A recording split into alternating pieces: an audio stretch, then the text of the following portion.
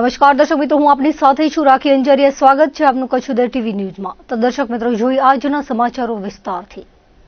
પૂર્વ કચ્છમાં પ્રોહિબિશન વિરોધી અભિયાન હેઠળ અંજાર પોલીસે વધુ એક મોટી સફળતા પ્રાપ્ત કરી છે। શાંતિધામ વિસ્તારમાંથી ગડપાદર તરફ જઈ રહેલો ભારતીય બનાવટનો વિદેશી દારૂનો જથ્થો પોલીસે ઝડપી પાડ્યો હતો। પોલીસે રેડ દરમિયાન નંબર પ્લેટ વગરની સ્કોર્પિયો કાર સાથે કુલ 11,57,000નો મુદ્દામાલ કબજે કર્યો હતો। પોલીસને મળેલી બાતમીના આધારે ડીવાયએસપીના માર્ગદર્શન હેઠળ પીઆઈ સહિતની ટીમે વોચ ગોઠવી હતી। રેડ દરમિયાન સ્કોર્પિયોમાંથી વિવિધ બ્રાન્ડની વિદેશી દારૂની 2,279 બોટલો અને બિયરના ટીન મળી આવ્યા હતા।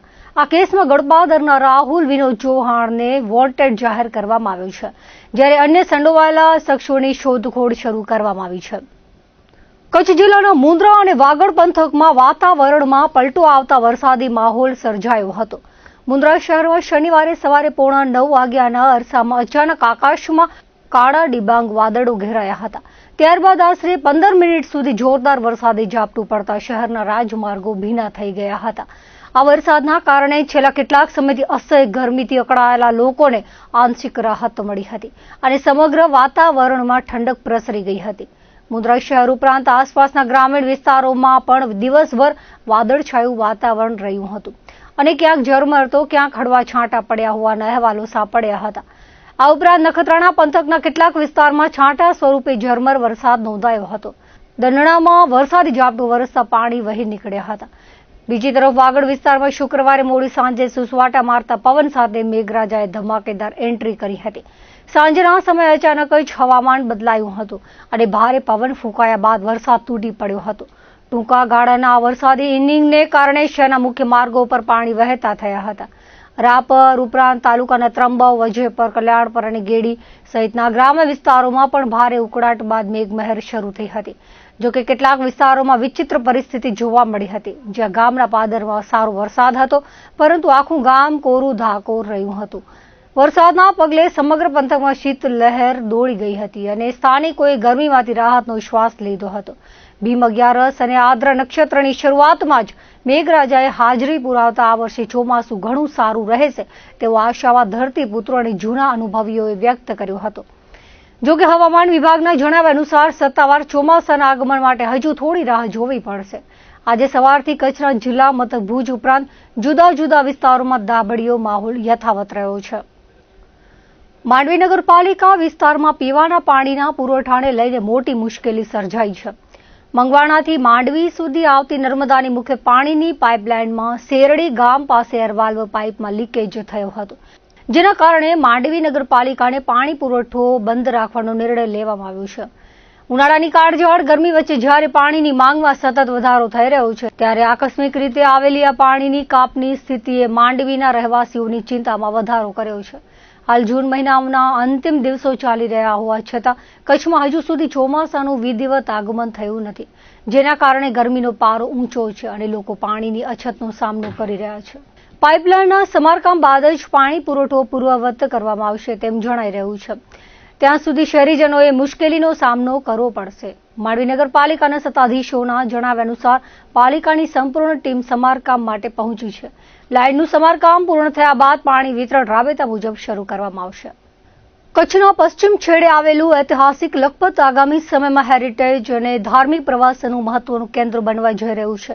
ગુજરાત સરકાર દ્વારા લખપતના ઐતિહાસિક વારસાને જાળવી રાખવા તેમજ પ્રવાસનને પ્રોત્સાહન આપવા માટે કરોડો રૂપિયાના વિકાસ કાર્યો હાથ ધરવામાં આવ્યા છે, જેના પરિણામે લખપતનો ઐતિહાસિક કિલ્લો અને પવિત્ર ગુરુદ્વારા નવી ઓળખ સાથે પ્રવાસીઓનું સ્વાગત કરશે।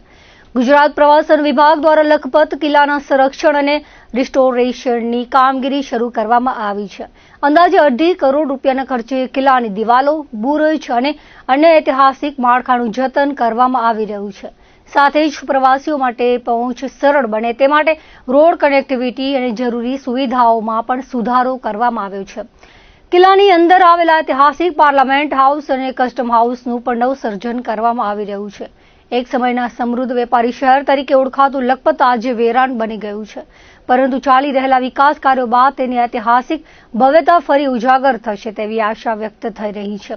લખપત સ્થિત પવિત્ર ગુરુદ્વારાના વિકાસ માટે પણ રાજ્ય સરકાર દ્વારા આશરે 5 કરોડ રૂપિયાની ફાળવણી કરવામાં આવી છે। ગુરુદ્વારામાં યાત્રાળુઓ માટે આધુનિક સુવિધાઓ, પરિસર વિકાસ, રહેઠાણ અને અન્ય જરૂરી વ્યવસ્થાઓ ઊભી કરવામાં આવી રહી છે. શીખ સમાજ માટે વિશેષ આસ્થાનું કેન્દ્ર ગણાતા આ ગુરુદ્વારાને ગુરુ નાનક દેવજીની પવિત્ર સ્મૃતિ સાથે જોડવામાં આવે છે. માન્યતા મુજબ ગુરુ નાનક દેવજી પોતાની ઉદાસી યાત્રા દરમિયાન 2 વખત લખપત આવ્યા હતા, જેના કારણે આ સ્થળને વિશેષ ધાર્મિક મહત્વ પ્રાપ્ત થયું છે. કચ્છના પશ્ચિમ છેડે આવેલ ઐતિહાસિક લખપત કિલ્લાને ફરી જીવંત બનાવવા ગુજરાત પ્રવાસન વિભાગે રિસ્ટોરેશનની કામગીરી શરૂ કરી છે. અંદાજે 2.5 કરોડ રૂપિયાના ખર્ચે કિલ્લાની મરામત અને સંરક્ષણ કરવામાં આવી રહ્યું છે. સાથે પ્રવાસીઓની સુવિધા માટે રોડ કનેક્ટિવિટી મજબૂત કરાશે. કિલ્લાની અંદર આવેલ ઐતિહાસિક પાર્લામેન્ટ હાઉસ અને કસ્ટમ હાઉસનું પણ રિનોવેશન ચાલી રહ્યું છે. એક સમયે સમૃદ્ધ વેપારી શહેર ગણાતું લખપત આજે ઉજ્જળ અને વેરાન બન્યું છે, તેવું ગુજરાત પ્રવાસન વિભાગના લિયાકત અલી નોતિયારે જણાવ્યું હતું. લખપત સ્થિત પવિત્ર ગુરુદ્વારના વિકાસ માટે ગુજરાત સરકાર દ્વારા આશરે 5 કરોડ રૂપિયાની ફાળવણી કરવામાં આવી છે. ગુરુદ્વારાના આધુનિકીકરણ અને યાત્રાળુઓ માટે સુવિધાઓ વધારવાના કામ હાથ ધરાયા છે. આ વિકાસથી લખપત ધાર્મિક અને ઐતિહાસિક પ્રવાસન નકશા પર વધુ મજબૂત સ્થાન મેળવશે. ગુરુદ્વારા ગુરુ નાનક દેવજી સાથે જોડાયેલું છે. ગુરુ નાનક દેવજી ઉદાસી યાત્રા દરમિયાન 2 વખત અહીં રોકાયા હતા.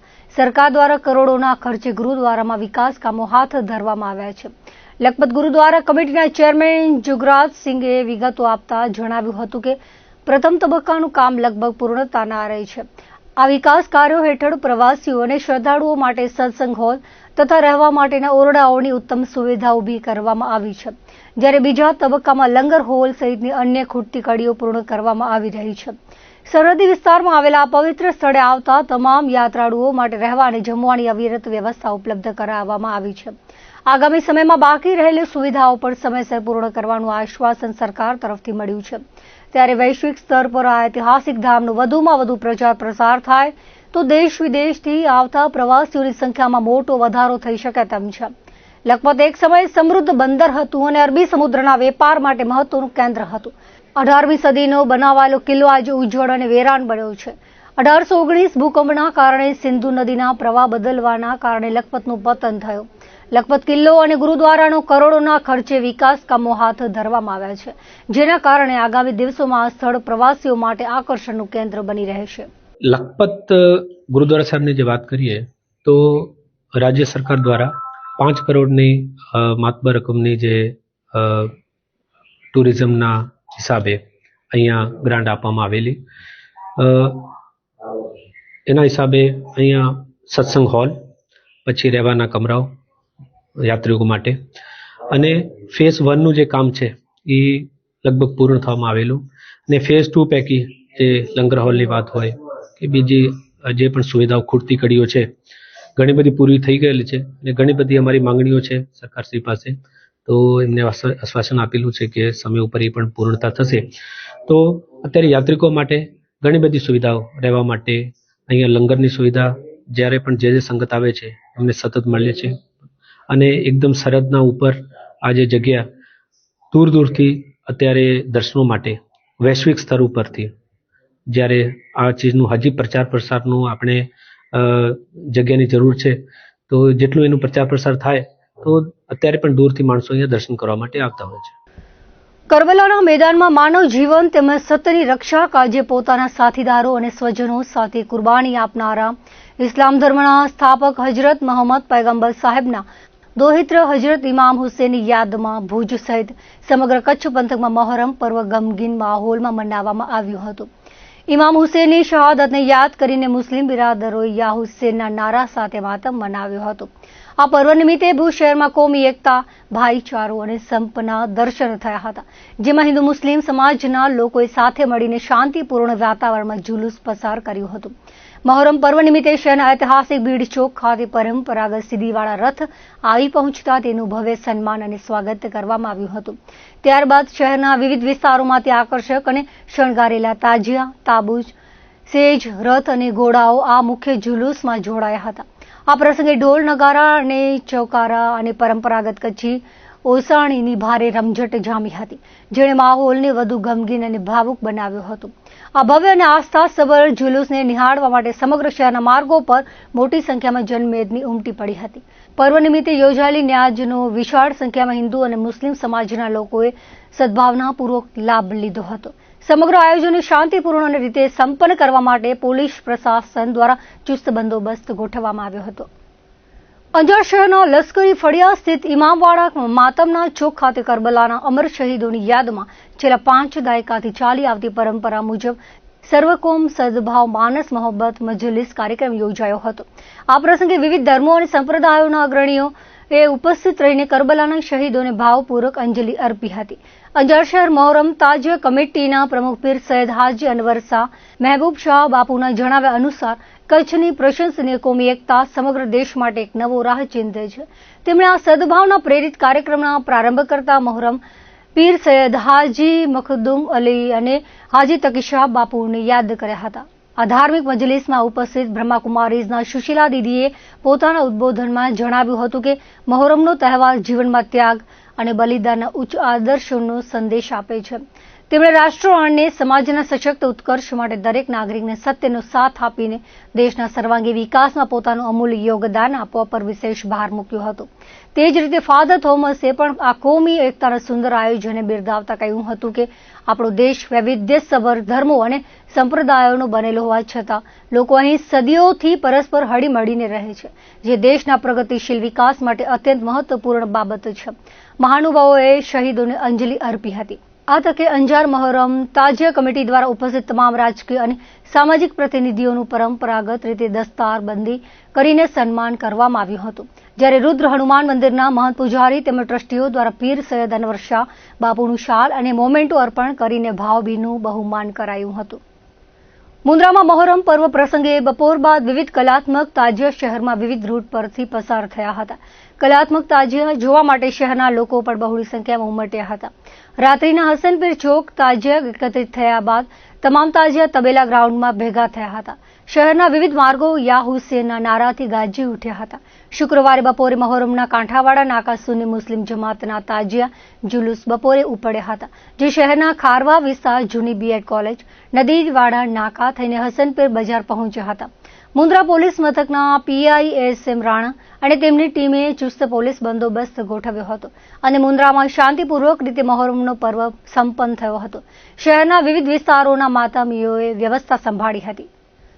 સમગ્ર ગુજરાત રાજ્યમાં પ્રજ્ઞાચક્ષુ વિદ્યાર્થીઓના ઉજ્જવળ ભવિષ્ય અને શિક્ષણ માટે માત્ર 2 જ સરકારી અંધ શાળાઓ કાર્યરત હતી, જેમાંથી એક જૂનાગઢમાં અને બીજી સરકારી અંધ શાળા કચ્છ જિલ્લાના મુખ્ય મથક ભુજ ખાતે આવેલી હતી. દુઃખની વાત એ છે કે ભુજમાં કાર્યરત આ એકમાત્ર નિવાસી શાળાને વિદ્યાર્થીઓ માટે જોખમી અને જર્જરિત ગણાવીને સરકારી તંત્ર દ્વારા તાત્કાલિક અસરથી તાળા મારી દેવામાં આવ્યા છે. સરકારી અંધ શાળા બંધ થઈ જતા કચ્છ જિલ્લાના અસંખ્ય પ્રજ્ઞાચક્ષુ બાળકો જાણે શિક્ષણના અધિકારથી વંચિત થઈ ગયા છે અને તેમનું ભવિષ્ય અંધકારમાં ધકેલાઈ ગયું છે. આ શાળા માત્ર શિક્ષણનું કેન્દ્ર ન હતી, પરંતુ એક નિવાસી સંસ્થા હતી, જ્યાં પ્રજ્ઞાચક્ષુ બાળકોને રહેવા જમવાની સગવડ સાથે બ્રેલ લિપિ, સંગીત અને વિવિધ ઉદ્યોગોની સઘન તાલીમ આપવામાં આવતી હતી. અહીંથી તાલીમ મેળવીને અનેક દિવ્યાંગો આજે આત્મનિર્ભર બનીને સમાજમાં સન્માનભેર જીવી રહ્યા છે. ત્યારે આવી સંસ્થાને બંધ કરી દેવાનો તંત્રનો નિર્ણય અત્યંત સંવેદનહીન અને આઘાતજનક સાબિત થયો છે. બિલ્ડિંગ ખખડેલી છે, સરકારી કચેરીઓનું ગોદામ બનાવી શા માટે દેવાયું છે તેવો પ્રશ્ન ઉદ્ભવી રહ્યો છે. સરકારી તંત્ર દ્વારા આ બિલ્ડિંગને જેટલું જોખમી અને જર્જરિત ચિતરવામાં આવી રહ્યું છે, વાસ્તવમાં આ ભવન એટલું બધું ક્ષતિગ્રસ્ત નથી. ઇમારતનો મોટો ભાગ આજે પણ સંપૂર્ણ સુરક્ષિત અને અડીખમ ઊભો છે. તંત્રની ઉદાસીનતાનો પુરાવો એ વાત પરથી મળે છે કે આ સંવેદનશીલ શાળાના ભવનના કેટલાક રૂમોમાં સમાજ સુરક્ષા કચેરીનો વધારાનો ભંગાર અને સામાન સ્ટોરરૂમ તરીકે ભરી રાખવામાં આવ્યો છે. વહીવટીતંત્રની આ લાપરવાહીના કારણે આજે નિર્દોષ બાળકોએ ભોગવવું પડી રહ્યું છે. હાલમાં પ્રજ્ઞાચક્ષુ બાળકોને અન્ય ગ્રાન્ટેડ શાળાઓમાં સામાન્ય બાળકો સાથે અભ્યાસ કરવાની ફરજ પાડવામાં આવી રહી છે. અદાણી ગ્રુપના ચેરમેન ગૌતમ અદાણીના જન્મદિવસ પ્રસંગે મુન્દ્રાની જનસેવા દ્વારા વિવિધ સેવાકીય પ્રવૃત્તિઓ હાથ ધરાઈ હતી. ગૌતમ અદાણીના જન્મદિવસ પ્રસંગે વિવિધ વસાહતોમાં ગરીબ લોકોને ભોજન અને વિવિધ મીઠાઈઓ પીરસવામાં આવી હતી. દર વર્ષની જેમ આ વર્ષે પણ શહેરના જરૂરિયાતમંદ પરિવારોને જીવન વપરાશની રાશન કીટોનું વિતરણ કરાયું હતું. અદાણી ગ્રુપના એક્ઝિક્યુટિવ ડાયરેક્ટર રક્ષિત શાહે જણાવ્યું હતું કે સેવાના અનેક પ્રકારો હોય છે, પણ છેવાડાના જરૂરતમંદ સુધી પહોંચી સેવા કરવી એ ઉત્તમ જનસેવા છે. અદાણી ગ્રુપના કોર્પોરેટ અફેર્સ વિભાગના વડા ભાવેશ ડોંડા, મીડિયા વિભાગના રમેશ ચાયડી તેમજ વિજય ગોસાઈ અને કલ્યાણ ગઢવી તેમજ જનસેવાના ભગીરથ સિંહ ઝાલા, અગ્રણીઓ વસંત ગડા અને રમેશ પિત્રોડા સહિતના ઉપસ્થિત રહ્યા હતા.